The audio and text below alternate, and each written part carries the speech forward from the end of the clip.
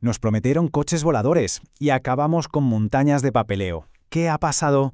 Hoy vamos a desgranar algunas de las ideas clave de la provocadora obra del antropólogo David Graeber, La utopía de las normas. Y para entender todo esto vamos a empezar no con una gran teoría, sino con algo que seguro que nos suena a todos. Esa frustración, esa locura del papeleo. Y para muestra, un botón.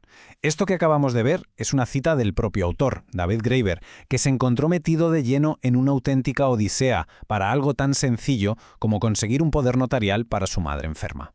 Fijaos en el periplo. Va al banco, le mandan a una notaría, la notaría necesita una autorización de un jefe y resulta que ese jefe es el mismo que le mandó a la notaría en primer lugar.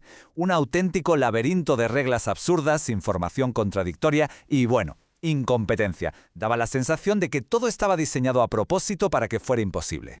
Claro, esta anécdota personal es el punto de partida para una pregunta mucho más grande, la pregunta central del libro de Graeber. ¿Cómo es posible que hayamos acabado así? ¿Por qué el mundo moderno parece estar ahogado en formularios, en reglas, en burocracia?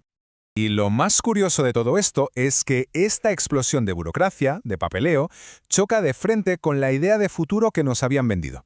Pensemos un momento en los años 60. La promesa era bases en la luna, robots que harían todo por nosotros, coches voladores. ¿Y qué tenemos hoy en día? Pues gestores de redes sociales, algoritmos que deciden si nos dan un crédito y una obsesión por optimizar formularios online. Vaya cambio, ¿no? Graeber argumenta que lo que pasó fue un cambio de rumbo total, un desvío masivo de nuestra energía como sociedad. Dejamos de lado lo que él llama tecnologías poéticas, esas que de verdad cambian el mundo, como la exploración espacial o la robótica, para centrarnos de lleno en las tecnologías burocráticas, o sea, mecanismos de control, de finanzas, de administración, en definitiva, de vigilancia. De hecho, si pensamos en Regreso al futuro segundo del 89, ya se reían un poco de todo esto. La película imaginaba un 2015 con coches voladores, pero ya era como un chiste, un guiño a ese futuro que en el fondo ya se sabía que no iba a llegar. Así que la pregunta del millón es, ¿qué narices pasó por el camino?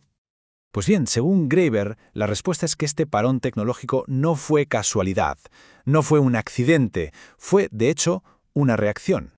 Recordemos este famoso lema del mayo del 68 en París. Todo el poder para la imaginación.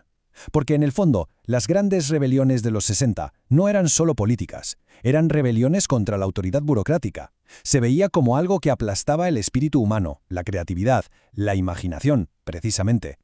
Y aquí viene la tesis fuerte de Graeber. Sostiene que, tras esas revueltas, hubo un cambio de prioridades muy consciente. La inversión de capital, en lugar de ir a esas fábricas robotizadas que todo el mundo esperaba, se desvió. ¿Hacia dónde? Hacia la deslocalización, a países con mano de obra barata y baja tecnología. El efecto fue doble. Se destruyeron los sindicatos y se cortó de raíz cualquier posibilidad de una política obrera fuerte. En resumen, se eligió el control social por encima de la liberación tecnológica. Y esto nos lleva a un choque de visiones del mundo, una división casi filosófica. Por un lado, una visión más de izquierdas que dice que la imaginación es lo que crea el valor real en el mundo, que la realidad no es algo fijo, sino algo que hacemos entre todos, y por otro, una visión más de derechas que ve la imaginación como algo peligroso, un impulso que puede ser destructivo, y que el mundo se rige por una violencia de fondo que hay que controlar y gestionar. Y aquí la cosa se pone más seria, porque la burocracia no es solo papeleo y perder el tiempo. En el fondo, es una cuestión de poder. Y como argumenta Graeber, a menudo es una forma de violencia, aunque no lo parezca a simple vista. Hablamos de lo que se conoce como violencia estructural. Es una idea que surge en los 60 y es clave para entender esto.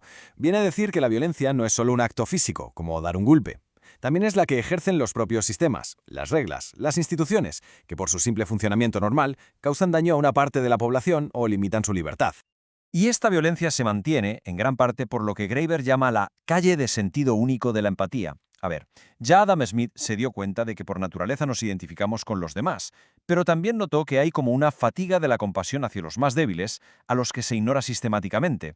El resultado, una estructura totalmente desequilibrada. La gente de abajo pasa muchísimo tiempo intentando entender y ponerse en el lugar de los de arriba, pero al revés, eso no pasa casi nunca. Y esta falta de empatía recíproca, dice Graeber, es una fuerza brutal para mantener las desigualdades. Y para ver un ejemplo clarísimo de cómo funciona esto en la práctica, vamos a ver una conversación real que tuvo Graeber con un economista sobre la crisis financiera de 2008. Graeber le pregunta: O sea que si el gobierno pilla a un banco gigante como Goldman Sachs cometiendo un fraude, lo que hace es ponerle una multa, una penalización. Y el funcionario responde, exacto.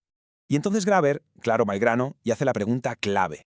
En ese caso, ¿alguna vez la multa ha sido más grande que el dinero que ganaron con el fraude? Y la respuesta del funcionario es para enmarcarla. Oh, no, que va. Suele ser mucho menor, un 20 o un 30% de media. Brutal. Esto lo deja clarísimo. El mensaje del sistema es básicamente, haced los fraudes que queráis, pero si os pillamos, nos tenéis que dar una parte del pastel.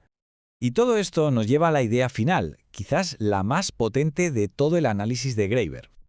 Viene de otro filósofo, John Holloway, y es una frase muy simple pero con una carga de profundidad enorme.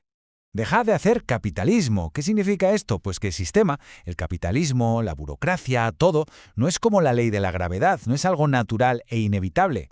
Solo existe porque cada día, cada mañana nos levantamos y participamos en él, lo volvemos a poner en marcha.